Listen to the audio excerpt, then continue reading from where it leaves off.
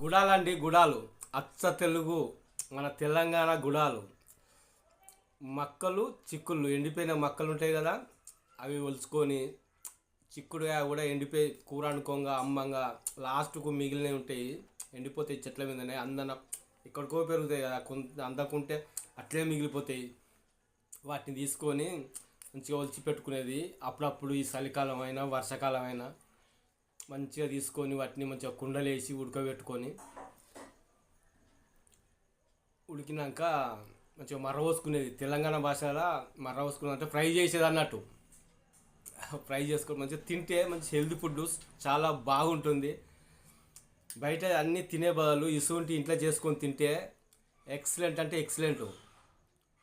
హెల్తీకి healthy ఉంటుంది, ఆరోగ్యానికి ఆరోగ్యం.